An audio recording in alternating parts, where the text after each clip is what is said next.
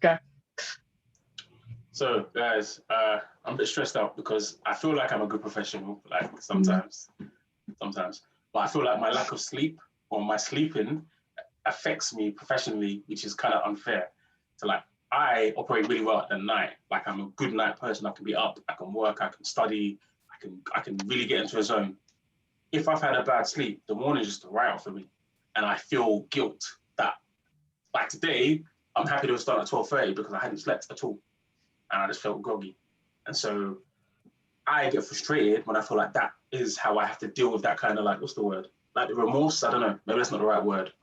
That you're not at work. That I'm not at work, but I'm not functioning. Even if I'm at work, sometimes, you know, when you're tired, you're looking at the desk and you feel like, I'm not here. I'm just going through the motions.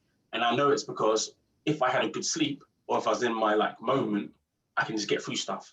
But if I'm not sleeping well and I've not had a good sleep, it affects me. So I don't know. I don't know if there's things that you find that life brings in, other than the usual stuff like illness and big life emergencies and stuff like that, but just general day-by-day life stuff that can have a massive impact on your working role. And in a way, I'm kind of privileged because of our position in company in terms of leadership roles, where I can manage my own time and know I'm going to make it up later. But at the same time, it's kind of like, it's kind of frustrating. I don't know. Well, one, the guilt. I think everyone has elements of guilt of things that they're not doing perfectly, and you're a bit of a perfectionist, so you can be, not all the time. So maybe try and remove that guilt, because each person's going through their own thing, whether it's not homeschooling properly or not constantly feeling motivated like you would be in the office when you're in that environment. So I have a similar thing. So I'm not always in work mode because you're at home. You might have to do the. What do you think of guilt by feeling like a hypocrisy? Like, in a sense, I know that if I start a day late, I can finish late and carry on. I don't know for sure that all of our staff would, for example. I know some of them probably would. But how do you go from giving yourself that leeway to, I don't know, staff?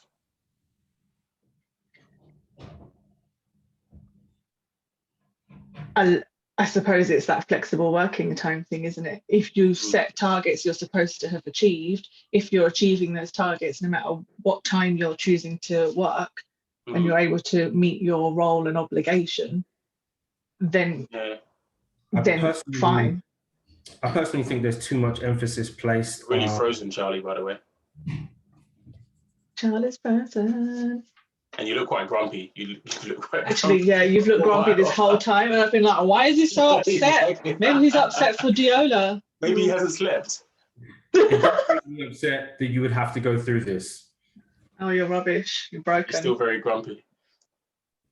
Oh dear. Actually, he looks like he's sleeping. It doesn't look like he's sleeping on the job. Oh gosh.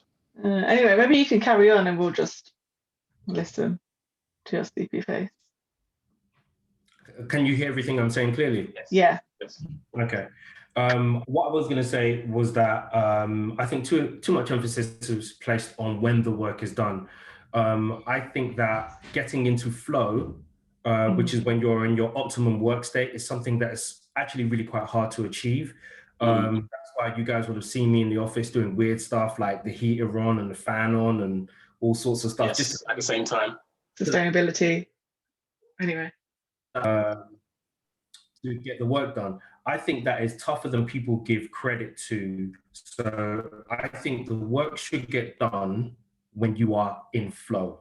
And how did you do that as a leader, Charlie? How would you foster that environment across a team? Because it's one thing knowing when you're in flow, but for example, you can't have an office full of people putting fans on and heaters on at the same time. How would you deal with that? Well, I think that it's about recognizing what you need to get where you need to get to. I mean, okay, yeah, fair enough. You won't have everyone able to do their own unique thing, but as long as you can, recognize the things that are going to set you off, recognize the things that you need to get into the right headspace. Is it your cup of tea? Is it your glass of water? Is it, making sure your seat is in the right position, that kind of thing, to make sure that you're in the optimum kind of mind frame. I don't think enough people give enough attention and credit to the exact balance that is needed to get into that fine individuality. Yeah. It's opposite of what happens when you start to grow, though, isn't it? You become more and more, you formalize everything more and more. It's more process driven, and you make everybody more the same. You add more processes and structure the bigger you get, and so you lose that individuality. So as an individual leader, you might still have your quirks that help you work, but the bigger your team gets, the harder it is to say to people, oh yeah, you work how you want to work. You be free to do what works for you. And maybe there is a good management system that does that, but it's very hard to achieve. I think it's having an element of flexibility, though. It's not being so rigid that you're expecting everyone to be at their desk at 9 o'clock. It's target. Everything should be target driven for me. Is if you're doing your job and you're meeting your targets, you're doing your actions, and we're pushing forward, then what time you do that isn't a big deal. I want to link back, actually, there's an article I sent you, Deola, based on this conversation. We talked about that focus thing, and Charlie's gone. We talked about that focus thing anyway. I'll keep my thing open.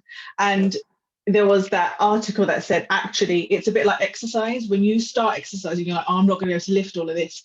And then actually, you just got to get over that first hurdle. And once you're over that first, the sort of, what's that happy hormone starts kicking in, you feel like you're starting to achieve something. And maybe that's it. No, you just force yourself to sit down. You force. I guess it's similar because obviously I do some writing, and sometimes you write in flow, like it comes to you, it's a eureka moment. And other times it's like they say when you're doing essays in uni, in school, is you just write rubbish and then it starts to happen. And you'll start to change the rubbish. But it can feel counterintuitive to do that in a working day because it doesn't feel like getting words on a page. It feels like needing to get tasks done and to be alert to do so. But maybe you select an appropriate, because our work is very varied. Like 1 minute we'll be doing finance, next minute we'll be doing quality, and maybe you move depending on the mood. You do your little admin tasks instead of the big finance bits that you've got to do, and maybe you pick that way. So in that sense, I guess then maybe I can get myself out of my slumber by working through it. Or maybe I should do it instead of not sleeping in the evening. Then but now you have to find work-life balance as well. You've got a child, you've got to be careful with that as well. For sure. Well, Charlie's back. Maybe he went for a nap. He here to help us round off. He's just joining. Okay. Is he sleeping on the job again? I'm telling you, he's probably at the nap. Charles B. Wakey, wakey. Turn the lights on. As well. Sleeping on the job there, Charlie. What happened? You know what? I fell asleep and I landed on the exit button. And that's how I was exposed. So my bad. I think we're out. I'm here, and I'm wide awake as well. And so I guess what I need from both of you, given that I'm struggling with sleep at this period of time and how it makes me feel about how I work, even more so than how I actually work, I need some advice. So if one of you can give me a piece of sensible advice and maybe something a bit more extra, I can consider what the best approach might be. Okay. My sensible advice is maybe you should think about achieving a set of something per day. And so it doesn't feel like you're at your desk or you have to be at your desk, but you can say at the end of the day, I did this, this, and this, and I'm okay with that. Instead of, I'm not at my desk at 9 o'clock. And that will help with guilt, because then it doesn't matter how long I've been awake or whatever. Yeah, exactly. I've done what I need to do. Fair enough. Yeah, reframe it. Charlie? My advice that may sound similar, but I think actually is a better mindset, is that you should forget what everyone else thinks all the time at all times. You know what you need to do. And if you're doing that at 3 a.m, then who really cares? And if you're asleep at noon, then who really cares? You just do what you need to do when you can do what you need to do until it's done. I suppose you have the luxury to do that, actually.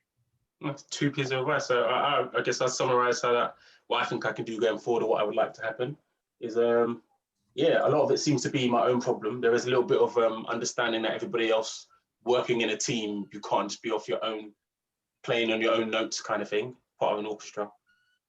But yeah, I'm going to sleep happy tomorrow, knowing that I wake up when I wake up, and people need to understand my value, that when I am up and I'm working, I'm going to be adding value. So you better wait for me. Until I email you and be like, Deola, where's this thing I need? Yeah. Until that. I suppose. Until then, crack on. Yeah. All right then, guys. Same time next week. Bye. All right. Bye.